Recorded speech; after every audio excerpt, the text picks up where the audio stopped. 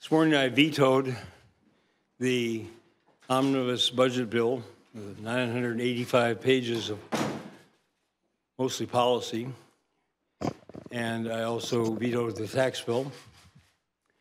We're still reviewing everything else. My goal is to complete our review and make decisions by Friday, at the end of the week. I can't promise that, but we're reviewing various matters. You know, I've said all of this before,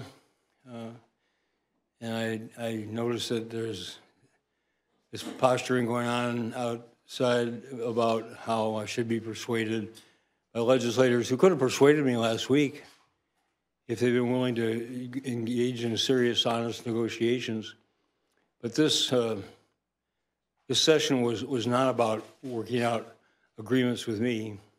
It wasn't even about working out the best interests of people in Minnesota. It was about the House Republicans cozying up to the moneyed special interests, giving what they wanted on opioids and elder care and NRA and the Minnesota Care buy-in, nixing that, and then getting their talking points to go around the state and claim that I vetoed some important measures, which I unfortunately were part of the bill. I was assured 3 weeks ago that by the speaker in one of our bipartisan morning breakfasts that he intended to present both the opioid bill and the elder care bill to me separately. He didn't do so. I urged and implored them several times over the last few days of the session to send me the school safety bill as a separate matter, and they declined to do so. The budget bill, if you finally get to the budget part of it, which takes some wading through 985 pages, you find the things in there that I had asked for that are not included, the special education funding, pre-kindergarten funding. The University of Minnesota and Minuscule were just savage, just nothing in the budget for their needs. And agency cuts were made that I said from the very beginning I would not support. So that bill, both for all the policy and also for the failure to do what we needed from a budget standpoint, just really, really irresponsible, was not meant to be something that I would sign. It was meant to be something that they could take around the state. The tax bill, as I've also said before, is, first of all, does not meet my requirement to have $138 million of emergency school aid in the bill. They had a sham, $225 million. 25? Yeah. 50 million of which was new money coming out of the reserve, and which is not advisable, but it still was new money. And the others were just rearranging existing funding for the schools for teacher training and for community education, which those groups, teachers and community education people, opposed. And it was not new money. It's just robbing from one pot and putting it into another one. Present that and claim that that was a miraculous breakthrough for the schools is just really ludicrous and really shameful. And beyond that, the bill itself, as I've said before, favors large corporations, $200 million tax exemption for people who are for large corporations, multinational corporations who are repatriating foreign profits, and even the income tax provides $20 to somebody making $20,000 a year, 13 times that amount. Somebody making $250,000 a year. The average middle-income family making $65,000 a year gets 1/3 of what, again, top-income people receive. So it was skewed to, again, big corporations and wealthy people, and it's just unacceptable.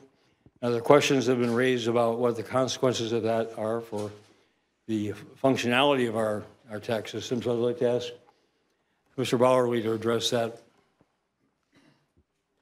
Thank you, Governor. Good morning.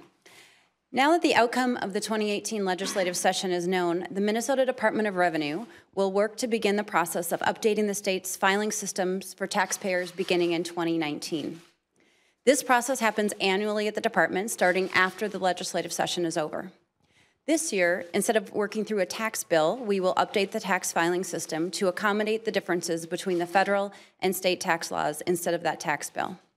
We will work throughout the summer to engage all of our stakeholders in the system. We will update our computer systems. We have been using this computer system for nearly a decade and have successfully implemented version upgrades, large and small changes each year.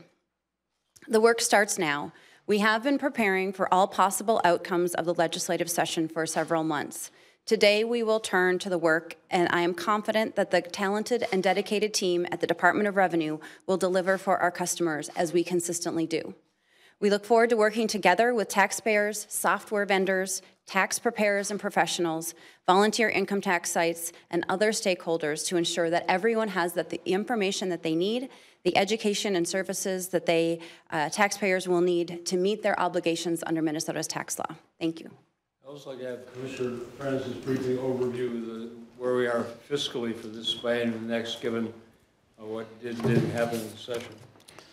Good morning, Myron France, Commissioner of Minnesota Management and Budget. So at the conclusion of today's actions by the governor and depending upon a few other bills, the current projected bottom line number for 2018-2019 is now $287,992,000 for the surplus. So we started off, as you'll recall, with $329 million, and so we spent money on the pension reform, about $27 million, and we spent some cash in the bonding bill. That leaves us with a surplus now of $287 million, as I mentioned, 0.9. And for 2021, we will have $130 million of surplus remaining for 2021. There was $25 million used from the reserve and the bonding bill for cash projects, and that's where we are right now. Questions? The Republican leaders say this is going to have devastating effects on the state, not just for taxpayers, but also for disabled people, for MNLARs, deputy registrars, a whole host of people who are not going to get the help that they need. Well, that's why they put those important items into the 985-page budget bill. So which I said I would not support, so they could run around and say exactly what they're saying. Dayton vetoed people with disabilities. Dayton vetoed elderly, although the senior advocates urged me to veto the bill because they watered it down the elder care so badly. Similar with the opioids, where they just sold out to the drug companies and are making taxpayers pay for a very meager initiative rather than what I'd propose. So even areas where there are good things in the bill that I would like to support, many of the advocates think that they were reduced down to just almost nothingness. And then there are other areas where, again, that's why they did this. This wasn't about, if they'd wanted to get that done for the benefit of the people of Minnesota, they would have put them in separate bills. They sent me all sorts of standalone bills on significant to somebody, but really in the scheme of Minnesota, relatively insignificant items. And on matters that really mattered, where they knew they could get school safety, they knew that we could agree on that, and they knew that I would sign it and that money would be going out right now. But they didn't want that. They wanted the talking points. They wanted a re-election or election campaign slogans, and that's exactly what they're already doing. Is this 117 examples of what you didn't like in this bill? What do you most regret will not pass into law as a result of your veto? School safety is important. What was not in the bill that should have been was the pre-kindergarten funding, special education funding. The University of Minnesota and Minnesota State got virtually nothing in this bill, despite my requests. But, I mean, some of the areas just mentioned about people with disabilities, I mean, there are good features in the bill, which, again, they put in and combined with a lot of junk that they knew I was going to oppose, so that they wouldn't pass, so they wouldn't go out and benefit the people of Minnesota. And that's their strategy, and now they're starting to carry it out. Is this it, or are you inviting new discussions about reconstructing these things? No special session. They've had their chance. They messed this session up worse than any I've ever seen. In the last week, 10 days, as you know, it was just absolute chaos. They couldn't agree among themselves. We couldn't get a straight answer because the House and Senate couldn't agree, and they sometimes weren't even speaking to one another. And we got measures at the very last minute with no disclosure ahead of time.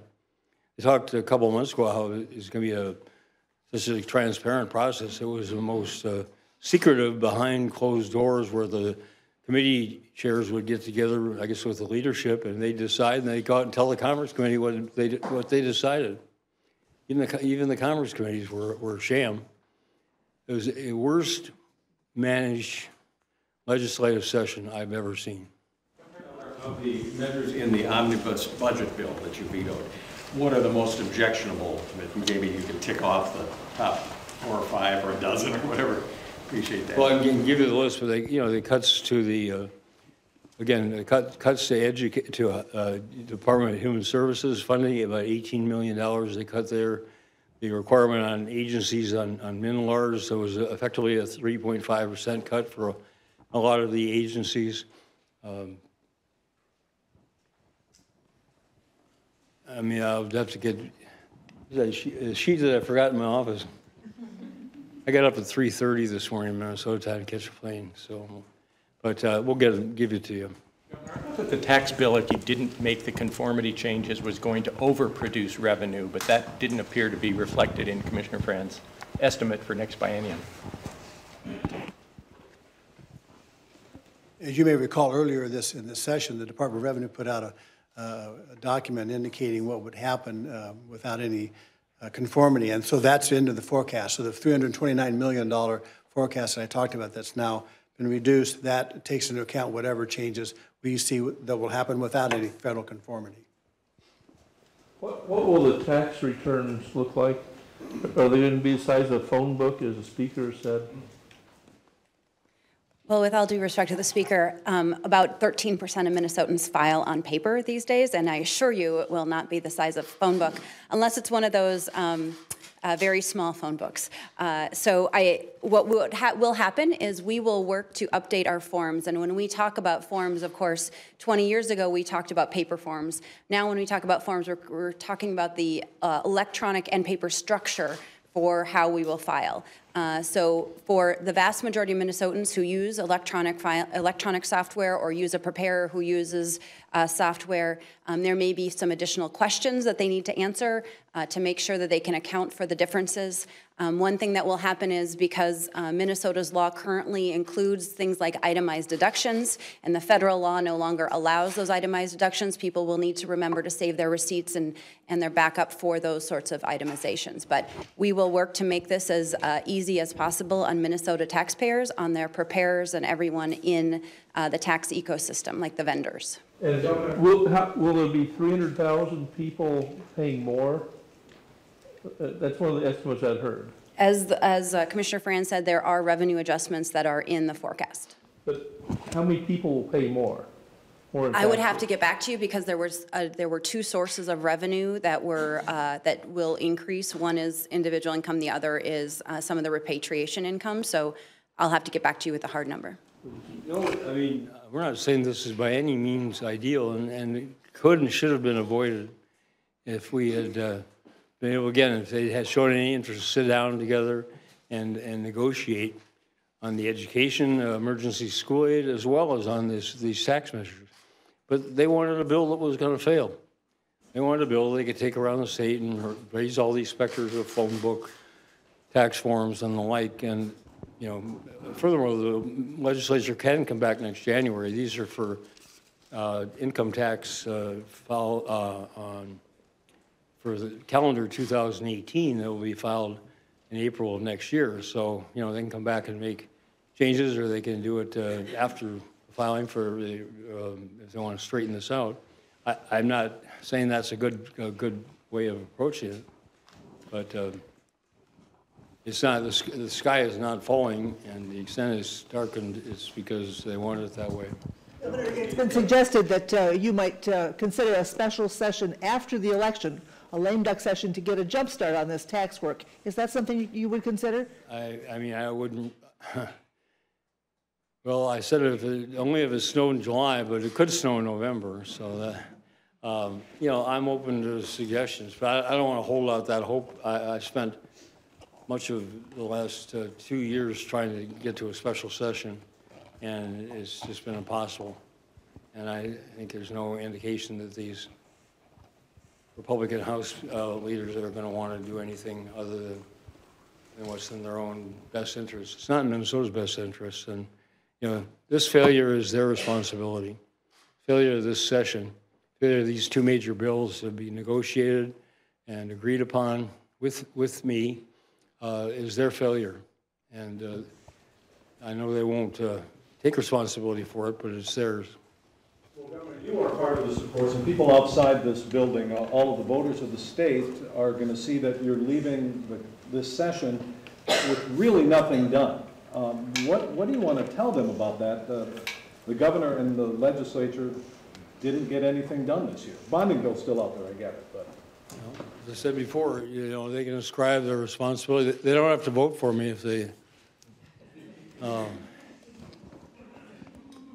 mean, I'll take my share of the responsibility. It wasn't for lack of trying on our part. We sent 125 letters detailing our opposition to these various policy revisions. I mean, there's no excuse for a budget bill, a supplemental budget bill, be 985 pages of mostly policy, and mostly a policy that they knew I objected to. I mean, this was not about working out an agreement with me. It was about laying down a re-election template and the money to carry it out. This looks like a failure of government, though. It is. Failure of government, you know, a failure of me and a failure of the legislature. And, you know, I mean, divided government has not worked well for Minnesota, in my judgment, over the last 8 years, but it's worked better than it did this time.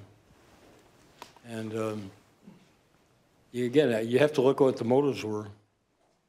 It became clear to me as we approached the end there that reaching agreement with me was not part of their game plan. Governor, this 989-page bill can be seen as a culmination of a fairly long-term trend. Senator Cohn, for instance, in the Senate Finance did something very similar in 2016. Are you concerned that this is becoming endemic to the legislative process at this point? How concerned are you about that, and do you see a way of turning the corner on it?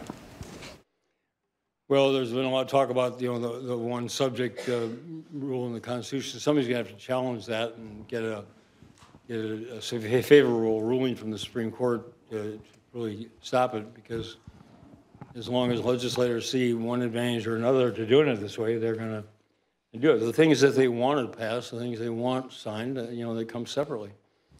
But, I mean, this one is just absolutely absurd and extremely irresponsible. And again, it crowded out things that should have been passed, we should have been able to agree on if that had been their objective. You spent the better part of 3 weeks talking about how schools were going to have to make these drastic cuts if they didn't get new money. There was some money in this bill, not as much as you wanted. Are now those cuts on your shoulders? Well, 20% of what I asked for was provided.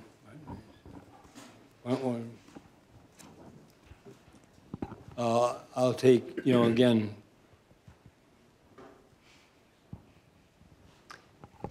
we could have had the entire agreement. We should have had the entire agreement. There's no reason not to have the entire agreement. They wouldn't give up the $200 million for corporations repatriating their foreign profits. That's what it came down to in the tax bill. They wouldn't give up $200 million of tax-free money to large multinational corporations rather than provide what the students of Minnesota needed and teachers of Minnesota needed. And, you know, again, they can ascribe whatever blame, but the fact is that that was right there, that opportunity was right there, and as well as the entire tax bill. And they chose to leave it in ashes. Dr. Bauer, we have Have any of the tax preparers indicated to you that they may pull out of the state because of these complications, or that they may adjust their pricing for consumers? We have not heard that. We will be working closely as we move forward, and we have a number of tax software vendors who we certify to provide services in Minnesota each year, and we look forward to having those with us again next year. Commissioner, on something else that you talked about earlier with regards to how much more we may be paying next year. Earlier this year, I believe it was the Revenue Department that said Minnesotans would be paying as much as $220 million more if there wasn't some sort of tax conformity. Is that number still accurate? How much more could we pay? I think you'd need to show me that number, because that number is not familiar to me. As I mentioned earlier, there in the forecast that was put out in February, there were forecast adjustments made. So the forecast documents reflect all of those changes, and they occur in a number of different types of income categories. So again, we can follow up with you on that in terms of what that will look like relative to current law. You have a list of I'd just like to say that's the result of the federal tax law changes applied to existing Minnesota law. That's not based on the action of myself or the legislature. That's the result of the federal bill and its consequences under existing Minnesota law. Governor, do you plan on your administration going ahead with the nitrate rule, even though it appears the committee chairs are going to delay it until about a year from now? I'm going to review that. That'll be part of what I'll announce later in the week. What are your thoughts, Governor, on... I'm sorry. Okay, I was thinking of sulfate. I've told the Commissioner of Agriculture he should proceed with the rulemaking. We don't believe that action is even constitutional. It's certainly ill-advised. There's different interpretations of what that law allows, but the most far-reaching would allow the Speaker and the Majority Leader any time of the year to agree and abrogate a rulemaking procedure that an agency is involved in. I mean, that's a vast intrusion into the prerogatives of the executive branch. So we intend to proceed with rulemaking on nitrates. I've told Commissioner Frederickson that's what I want him to do, and we'll see what happens as a result. You plan on taking this to court? I'm not taking it to court. We're just proceeding. That's somebody else's decision. But, you know, the major, I mean, he made so many changes that he had 13 different meetings around the state. We modified it considerably. You know, it's about protecting Minnesota's drinking water. I mean, we're not making this stuff up. It's about protecting the safety of Minnesotans when they turn on their faucet. And there are things that we know we can do, the science says we can do, to clean it up, and it has minimal impact on farmers who, and there's exceptions to be made if there are consequences that are adverse to them. It's like, you know, let's get with the modern era of knowledge about what it is that's causing these contaminations of our water supply and do something about it. And that's what this is about. Governor, if you proceed with the rule, it's probably more likely that they would take you to court. What is your attitude on the vigorousness of the defense of this if that does indeed happen? If somebody wants to take me to court, I get taken to court on a regular basis. That's why I have an attorney general. And you would And an excellent general counsel. You would vigorously defend your position on this, Governor? What's that? You would vigorously defend your position on this? We would say that we think it's unconstitutional and it's just a vast overreach of legislative intrusion into prerogatives assigned to the executive branch. Any last questions on I have a question. Yep. This budget, this Omnibus Supplemental Budget Bill has a lot in it. A lot of people, like, for example, the hotline for suicide prevention hotline money is sort of waiting to find out if they get their money to continue that hotline. I just wonder, I know you're vetoing both bills, or did. How do you address that where people are there's some pretty important money in there for programs. I just wanted to ask you say that. the legislature mismanaged it and caused that situation. It's their responsibility with any governor to come up with a bill like that one that the governor will sign. We never had any discussions in the 3 brief meetings I had face-to-face with them the last week about the budget matters. It was about policy. I mean, they just, and again, they didn't want a satisfactory resolution. They didn't want those things to be funded, I maintain.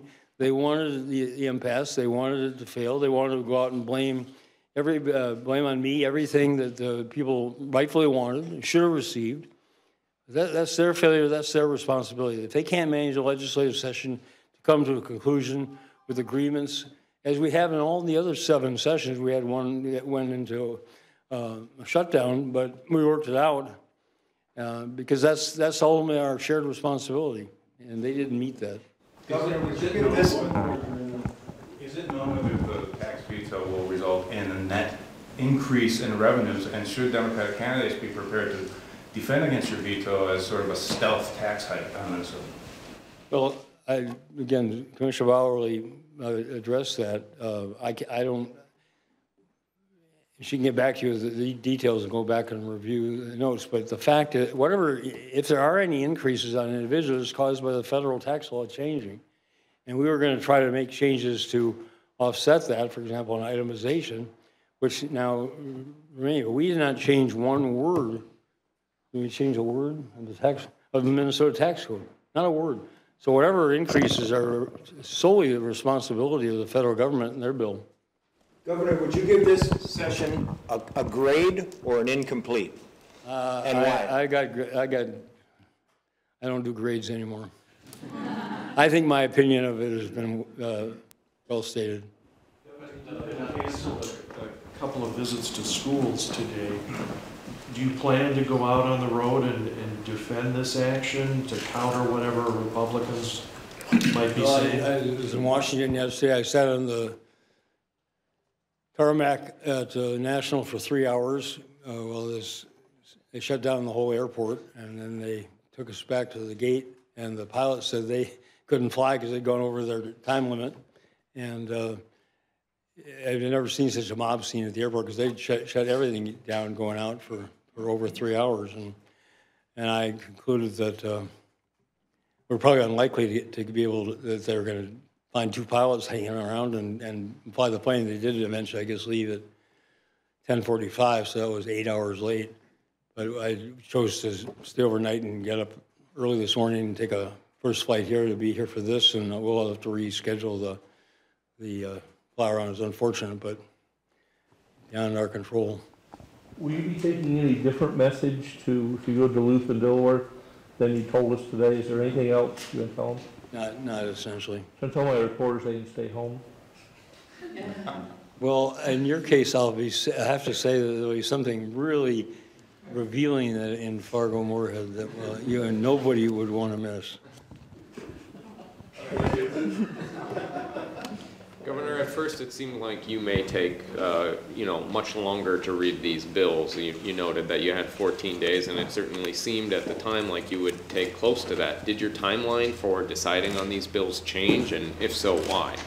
Well, my staff's reviewing the bills now. I got a tremendous staff who works literally around the clock the last week and are now plowing through these bills. We want to, after what happened last year, read every word and understand what's in there and what may be buried somewhere. But I recognize people want to know and should know.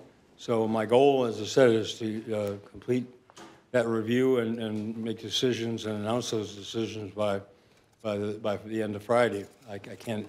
There are extenuating circumstances on a couple. That may be the case, but that's my goal. Sorry, to be clear, I mean on the omnibus budget and tax bill. No, I vetoed those this morning. Those yes, bills are no, vetoed. it seemed like you may take longer at first to review them, but you decided to veto them today. We gave them the priority, and I've had people combing through them. And I will say there was nothing in there that we found that was like last year, snuck in. There was 985 pages of stuff put in. They didn't need anything else at the end. Did you uncover any poison pills in that review? Just the whole bill. Okay. On the bonding bill, that, is this kind of lining up toward selective line item vetoes? I'm not going to get into what I might or might not do. I haven't sat down with my staff to review the bonding bill. I've read it through it myself, page by page, but I haven't reviewed it with them. So probably I aim for Friday to have an announcement on that bill. Thank you. Okay? Thank you.